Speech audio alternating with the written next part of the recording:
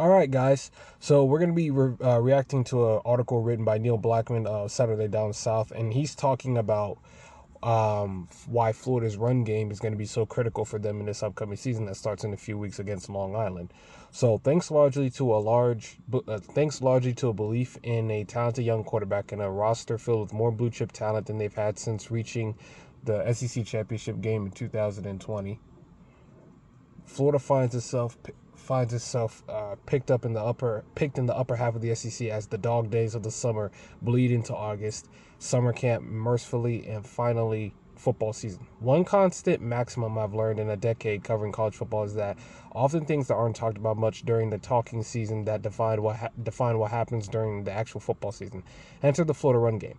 While national media, Florida fans, and opposing fans rightly, he put in parentheses, focus on the health and gargantuan talent of sophomore quarterback DJ Lightweight. It's not hard to watch practice without wondering if we're all sleeping on the strength of this Florida team, controlling the line of scrimmage and running the dad gum ball. He was trying to avoid saying GD.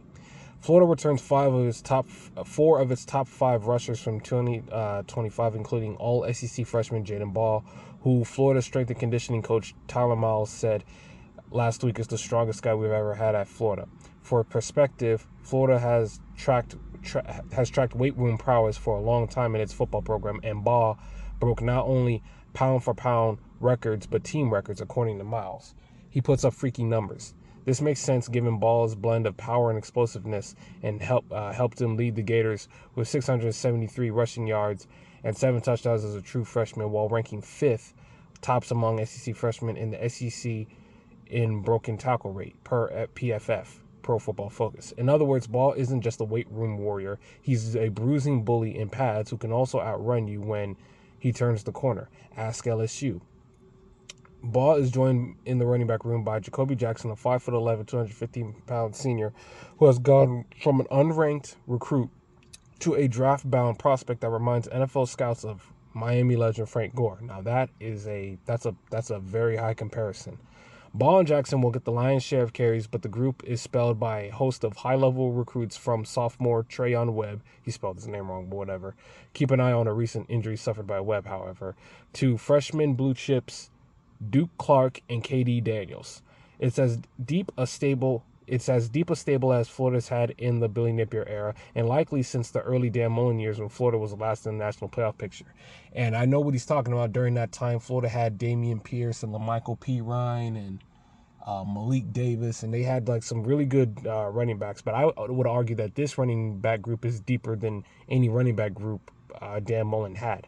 Florida has 2 other significant advantages in the run game before you get to Lagway, who, if healthy at a minimum, should keep defenses from keying on the Florida backs. First, the Gators return the most production on their offensive line in the conference, meaning the SEC. First team All-American Jake Slaughter, the only Power 4 center to grade above 80 as a run and pass blocker is the nation's most effective returning offensive lineman. Austin Barber gives Florida an all-SEC talent and a 3-year start at the left tackle position. Three other Florida linemen played over 300 snaps a year ago. Both guards, Kanaje Harris and Damian George Jr., who both graded out among the top 6 guards in the SEC a season ago. All told, Florida returns 5 offensive linemen who played over 300 snaps and graded out among the top 15 in the SEC as run blockers. No other SEC school has more than 3 offensive linemen who fit that bill. Napier agreed that Slaughter and Barber deserved the preseason accolades, but was quick to praise the growth in talent on the interior of the Florida's offensive line, which, for the first time in the Napier era, has enough depth to have a truly competitive fall camp. I think we have 4 that are good players. I think Cam Waits and Roderick Kearney are having good camps, and I think there's a lot of competition there. Obviously, Damian and Kanaje are returning stars, but we got 4 good players. I think Jason Zandamela has had a good camp. He's really impressed me through the 5th day with the progress he's made at center. So, yeah, I feel good about those guys up front. And it's extremely competitive out there because I think the room and the defensive line room and the edge room is a battle every day. So yeah, I feel good about the competitive depth at that position for sure. Napier said Monday. We know that's critical because in this league, we know the depth will be tested. And for the first time since we've been here, we have depth we need. Second, Florida's run schemes are among the most effective and difficult to prepare for in the SEC, according to multiple coordinators and defensive coaches who spoke to Saturdays down south last winter. I did a video talking about that. All coaches were granted anonymity to speak freely, given they will face Napier in 2025. So, and then he goes into what the defensive coaches were saying, but I'm not going to get into that because that's in a video I already did. In Florida's final 3 games, all wins, the Gators averaged 207 yards rushing with a 61% rushing success rate. That included Florida's playoff-busting win over Ole Miss, the nation's best run defense in 2024. If Florida can run the ball as well as the data, personnel, and scheme suggests they will, it will open things up for DJ Lagway and the passing game to pick opponents apart. Where defense is key on Florida's run, Lagway feasts.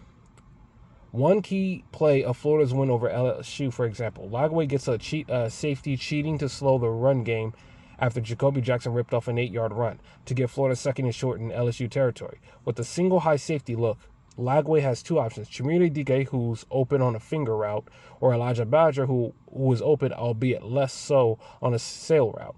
Lagway steps up in the pocket, and after play action, it hits Badger for a 36-yard gain. The Gators score a play later, taking the lead for good before Jaden Ball's touchdown run against LSU iced the game a possession later. This version of Florida is lethal, capable of playing Napier's preferred brand of multiple complementary bully ball. Does a potential first-round quarterback help? Yes, of course it does. But in a line of scrimmage league, well, really a line of scrimmage sport. Football is a line of scrimmage sport, not just in the SEC. Florida's path to belong to the playoff just might begin with a bruising run game. So obviously I agree with what Neil is saying here. The run game is important for Florida to establish and to maintain and stay with. I think the more you can protect DJ and not have him step back to throw as many times as possible, I think that would be good for, sorry, I just rolled out my window, good for the Gator offense and good for the Gator team to keep DJ upright. And Cole Kubelik already talked about how deep Florida was at the running back position. I did a video on that, which has recently garnered quite some success because I see that three new subscribers have subscribed based off of that video alone, so I appreciate you guys for that. But Cole Kubelik talked about it. He said Florida has the deepest running back room in the SEC, and I agree with him. Baugh and Jackson, obviously, Treon Webb, who's injured right now. You have KD Daniels and Duke Clark. But you also have a running back that Florida flipped from Florida State named Byron Lewis, and he was the final running back Florida added. This was after they already had Chad Gasper and Duke Clark committed to the team anyway. So I just, something about Byron Lewis could tell me that he could be a potential breakout candidate for the Gators in 2026. We'll see how things go this season. But I really like something about that Byron Lewis guy from American Heritage. I just really like him. So I can't wait to see him perform next year. But I agree with Neil Blackman. I think the first thing Billy Napier needs to do is establish the run game and stick to it, because sometimes he gets away from it unnecessarily. And I think it's cost Florida victories at times. And I think this is definitely the most talented Florida has had at the running back position in a while, and certainly the deepest they've been at the offensive line position in a while. And obviously, when you have the quarterback and the receivers that they have, if you're putting 7 guys in the box and you're having 2 safeties deep, because you're worried about the passing game and DJ Lagway's ability to throw the ball down the field, that's going to really stretch out that defense, and I think it's just going to make things easier for the offense overall. So that's really a good article by Neil Blackman. I'll talk to you guys in the next one.